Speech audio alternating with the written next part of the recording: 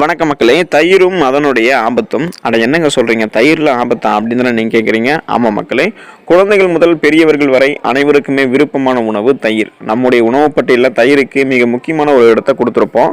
ஆனால் கால நேரம் பார்க்காம தயிரை சாப்பிட்டா அது பல பிரச்சனைகளை ஏற்படுத்தும் அப்படின்றத உணவு நிபுணர்களும் மருத்துவர்களும் குறிப்பிடுறாங்க. அப்படின்னா தயிர் சாப்பிட்றதுக்கு எதுங்க சிறந்த நேரம் அப்படின்னு தானே கேட்குறீங்க. வாங்க மக்களே, அதை பற்றி நான் உங்களுக்கு விரிவாக சொல்கிறேன். தயிர் சாப்பிடுவதற்கு எது சிறந்த நேரம், தயிர் நீங்கள் எந்தெந்த உணவுப் பொருட்களை சேர்த்து சாப்பிடக்கூடாது, குறிப்பாக தயிரை சுடுபடுத்தி சாப்பிடலாமா வேணாமா, மற்றும் தயிரை யாரெல்லாம் சாப்பிடக்கூடாது அப்படின்ற அனைத்து தகவல்களையும் விரிவாக பார்ப்போம். அதை பற்றி பார்க்குறதுக்கு முன்னாடி இந்த வீடியோவுக்கு லைக் கொடுத்துட்டு இந்த தகவலை உங்களுக்கு தெரிஞ்சவங்களுக்கும் ஷேர் பண்ணிவிடுங்க. இது அவங்களுக்குமே பயனுள்ளதாக இருக்கக்கூடிய ஒரு ஆரோக்கியமான பதிவு தான். இது போன்ற அப்டேட்ஸ்களுக்கு நீங்கள் இன்னும் நம்மளுடைய ஹெல்த் நியூஸ் தமிழ் சேனலை சப்ஸ்கிரைப் பண்ணாமல் வச்சிருக்கீங்க அப்படின்னா உடனே சப்ஸ்கிரைப் பண்ணி வச்சுக்கோங்க. பக்கத்தில் இருக்கக்கூடிய பெல் பட்டனை கிளிக் பண்ணி ஆல் அப்படின்ற ஆப்ஷனை மறக்காமல் செட் பண்ணி வச்சுக்கிட்டீங்க அப்படின்னா நான் போடக்கூடிய எல்லா அப்டேட்ஸும் உங்களுக்கு நோட்டிஃபிகேஷன் அடிக்கடி சேரும். சரி வாங்க மக்களே, இப்போ வீடியோக்குள்ளே போயிடலாம். ஸோ கால நேரம் பார்க்காம தயிரை சாப்பிட்டா பல பிரச்சனைகள் ஏற்படுத்தும். அப்படி தான் தயிர் சாப்பிட்றது எது சிறந்த நேரம்னு கேட்டிங்கன்னா, நண்பகலுக்கு முன்பாக தயிர் சாப்பிட்றது ரொம்பவே நல்லதுங்க மக்களே. ஸோ அதாவது காலை உணவுக்கும் மதிய உணவுக்கும் இடைப்பட்ட நேரத்தில் நீங்கள் தயிர் சாப்பிடலாம், அதுதான் உங்களுக்கு நல்லது. ஒருபோதும் நீங்கள் இரவில் தயிர் சாப்பிடக்கூடாது. அதே போல் வெறும் வயிற்றில் நீங்கள் தயிர் சாப்பிடக்கூடாது. ஒருவேளை நீங்கள் வெறும் வயிற்றில் தயிர் சாப்பிட்டீங்க அப்படின்னா அது உங்களுக்கு பிபி, ரத்த அழுத்தம் இருக்குது பார்த்தீங்களா, அதை ஏற்பட செய்யும். ஸோ தயிரை நீங்கள் சூடுபடுத்தி சாப்பிடலாமா அப்படின்னு கேட்டிங்க அப்படின்னா தயிரை நீங்கள் சூடுபடுத்தியும் சாப்பிடக்கூடாது. இப்போ தயிர் கூட அந்த மாதிரி எண்ணெய் போட்டு மிளகாலாம் போட்டு தயிர் சாப்பிடுவாங்க பார்த்தீங்களா, அது போல் நீங்கள் தயிரை சாப்பிடக்கூடாது. வேணும்னா நீங்கள் தயிரோட சேர்த்து சர்க்கரை சேர்த்து சாப்பிடலாம். அது உங்களுடைய உடலுக்கு உடனடியாக எனர்ஜி, ஆற்றலை தரும். தயிரை தினமும் சாப்பிடலாமா அப்படின்னு கேட்டிங்க அப்படின்னா தயிரை தினமும் நீங்கள் எடுத்துக்கொள்ளக்கூடாது. தயிர் ரத்த குழாய்களில் அடைப்பு ஏற்படுத்தக்கூடியது. தொடர்ந்து நீங்கள் தயிர் சாப்பிட்டீங்க அப்படின்னா உடல் வீக்கம், அரிப்பு, அக்கி போன்ற பிரச்சனைகள்லாம் ஏற்படக்கூடும். தயிர் சாப்பிடுவதன் மூலம் உடலில் கொழுப்பு அதிகமாக சேர்வதால் ரத்த குழாய்களில் அடைப்பு, சர்க்கரை நோய் போன்ற பிரச்சனைகள்லாம் உருவாகும். எனவே நீங்கள் தினமும் தயிர் சாப்பிடுவதை தவிர்க்கணும். வாரத்தில் 2 அல்லது 3 நாட்கள் நீங்கள் ஒருவேளை மட்டுமே தயிர் சாப்பிட்டீங்கன்னா பிரச்சனை கிடையாது. ஸோ தினமும் தயிர் சாப்பிட வேணாம். வாரத்தில் நீங்கள் 2 அல்லது 3 நாட்கள் சாப்பிடுங்க. அதுலேயும் நீங்கள் ஒருவேளை மட்டுமே தயிர் சாப்பிட்டீங்க அப்படின்னா உங்களுக்கு எந்த விதமான பிரச்சனையும் கிடையாது. தயிரை நீங்கள் எந்தெந்த விதமான உணவுப் பொருட்களை சேர்த்து சாப்பிடக்கூடாது அப்படின்றத வாங்க பார்த்துருவோம். மீன், இந்த உணவோட நீங்கள் பார்த்தீங்கன்னா தயிரை நீங்கள் சேர்த்து சாப்பிடக்கூடாது. ஸோ மீனையும் தயிரையும் சேர்த்து சாப்பிடக்கூடாது. அதாவது 2 உணவுப் பொருட்களுமே, இந்த மீன்லேயும் அப்புறம் தயிர்லேயும் பார்த்தீங்கன்னா நிறைய புரதச்சத்து நிறைந்து இருக்குது. ஸோ தயிரை நீங்கள் மீனோட சேர்த்து சாப்பிட தவிர்க்கணும். அறிக்கைகளின் படி என்ன சொல்கிறாங்க அப்படின்னா, இந்த மீன், இந்த தயிர் இது ரெண்டுமே உங்களுக்கு ஜீரணிக்க கஷ்டமாக இருக்கும். விலங்குகளுடைய புரதத்தை நம்ம காய்கறி புரதத்தோட இணைக்கக்கூடாது. அப்படி இணைச்சு நம்ம சாப்பிடும்போது அது வயிறு தொடர்பான பிரச்சனைகளுக்கு வழிவகுக்கும்.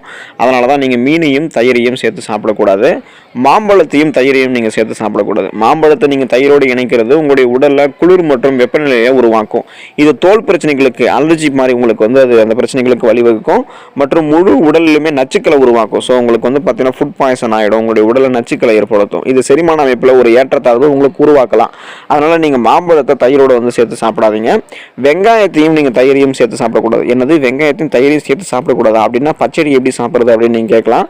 ஸோ மக்கள் பெரும்பாலும் பார்த்தீங்கன்னா தயிர் மற்றும் வெங்காயத்தை ரைதா வடிவில் அந்த பச்சடின்னு சொல்லிட்டு சாப்பிடுவாங்க.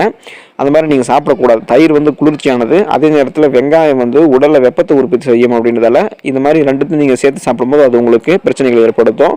இந்த பழக்கத்தை நீங்கள் உடனடியாக நிறுத்தினா நல்லது. அப்படி நீங்கள் இந்த கலவையை சேர்த்து சாப்பிட்டீங்க அப்படின்னா சொறி, அரிக்கக்கூடிய தோல் அலர்ச்சி, தடிப்பு தோல் அலர்ச்சி, பிற ஸ்கின் அலர்ஜி எல்லாம் உங்களுக்கு ஏற்படும். ஸோ தோல் ஒவ்வாமைகளை இது ஏற்படுத்தும்.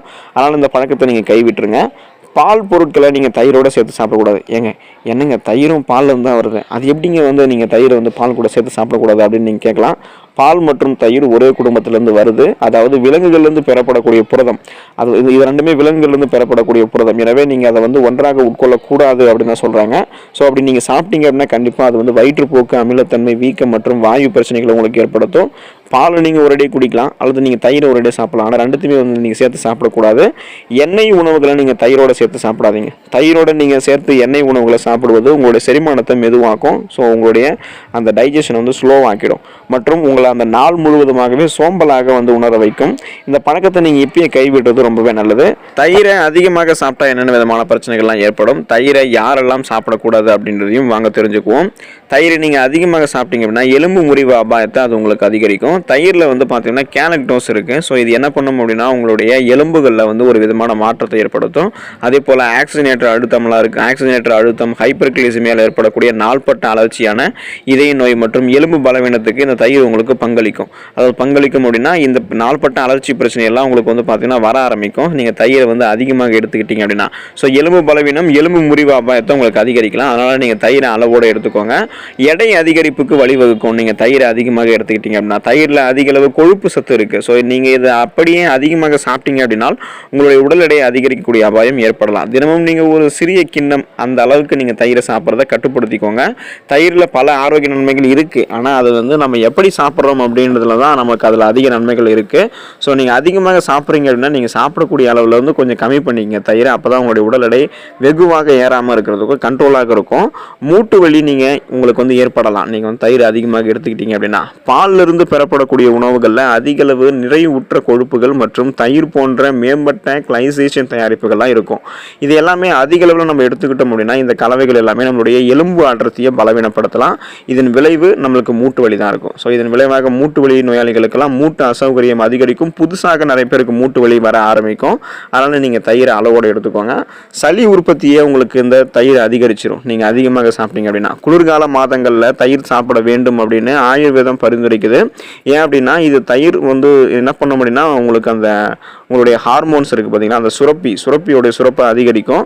இது சளி சுரப்பையும் போயிட்டு அதிகரிச்சிடும். எனவே இது ஆஸ்துமா, சைனஸ் நெரிசல் அல்லது சளி மற்றும் இருமல் போன்ற சுவாச நிலைகள் இருக்கிறவங்களுக்கு சிரமத்தை ஏற்படுத்தக்கூடும். இது வந்து மேலும் வீக்கத்தையும் உங்களுக்கு தூண்டும். அதனால் சளி உற்பத்தி அதிகரிக்கும் அப்படின்றதால நீங்கள் வந்து தயிரை கண்ட்ரோலாக எடுத்துக்கிறது, அளவோடு எடுத்துக்கிறது ரொம்ப நல்லது. யாரெல்லாம் வந்து தயிர் சாப்பிடக்கூடாது அப்படின்னு கேட்டிங்கன்னா தயிர் வந்து ஒரு புளிப்பு உணவு அப்படின்றதால கீழ்வாதம் இருக்கிறவங்க இந்த தயிரை வந்து தொடர்ந்து சாப்பிடக்கூடாது. அப்படி அவங்க சாப்பிட்டாங்க அப்படின்னா இந்த புளிப்பு சுவையை அவங்களுக்கு வந்து கிடைக்கும் போது உங்களுடைய மூட்டு வலியை அதை அதிகரிச்சிடும். அதனால் நீங்கள் கீழ்வாதம் பிரச்சனைகள் இருக்கீங்க அப்படின்னா கண்டிப்பாக அதை நீங்கள் எடுத்துக்காதீங்க. பலவீனமான உங்களுக்கு அந்த செரிமான அமைப்பு இருக்கிறவங்கலாம் இப்போ வந்து அதிகமாக சாப்பிட்டான்னு வச்சிங்களேன் அவங்களுக்கு வந்து செரிமானமே ஆகாது. ஒரு சில டைம் அவங்க அளவோடு சாப்பிட்டாலுமே அவங்களுக்கு செரிமானம் ஆகுது. அப்போ அவங்களுக்கு பலவீனமான செரிமான அமைப்பு இருக்குன்றது அர்த்தம். மாதிரி பலவீனமான செரிமான அமைப்பு இருக்கிறவங்க தயிரை சாப்பிட வேண்டாம். நீங்கள் அடிக்கடி வந்து அமிலத்தன்மை, அஜீரணம் அல்லது அமில ரிஃப்ளெக்ஸ், அதாவது நம்ம சாப்பிட்டது எடுத்துக்கிட்டு வருதுன்னு சொல்லுவோம் பார்த்தீங்களா, வாந்தி வர மாதிரி இருக்குது, நெஞ்சிலே இருக்குது, நெஞ்சு எரிச்சல் மாதிரி இருக்குது, இப்படி போன்ற பிரச்சனைகள்லாம் அவதிப்படுபவர்களாக நீங்கள் இருந்தீங்க அப்படின்னா செரிமானம் உங்களுக்கு மந்தமாக இருக்குன்றது அர்த்தம். அப்படி இருக்கும்போது கண்டிப்பாக நீங்கள் தயிர் எடுத்துக்கக்கூடாது. தயிரை நீங்கள் இரவில் சாப்பிடக்கூடாது. இரவு நேரத்தில் நீங்கள் தயிர் உட்கொள்வது உங்களுடைய உங்களுக்கு உடல்நல அசௌகரியங்களை ஏற்படுத்தலாம். அதனால் நீங்கள் தயிர் அந்த மாதிரி முறையில் எடுத்துக்காதீங்க. ஸோ மற்றவங்க வந்து பார்த்தீங்கன்னா தயிரை உங்களுக்கு அந்த அளவோடு நீங்கள் சாப்பிடுங்க. உங்களுக்கு இருக்கக்கூடிய பலவிதமான பிரச்சனைகளை குணப்படுத்திக்கோங்க. ஒருவேளை நீங்கள் தயிர் இந்த உணவுகளோட சேர்த்தெல்லாம் சாப்பிட்டீங்க அப்படின்னா அது உங்களுக்கு விளைவு தான் ஏற்படுத்தும். ஸோ இந்த குறிப்பிட்ட நோயாளிகள்லாம் தயிரை வந்து சாப்பிடாம உங்களுடைய ஆரோக்கியத்தை நீங்கள் பாதுகாத்துக்கோங்க. மற்றவங்க தயிரை வந்து குறிப்பிட்ட அளவோடு சாப்பிட்டு ஆரோக்கியமாக இருங்க. நன்றி மக்களே.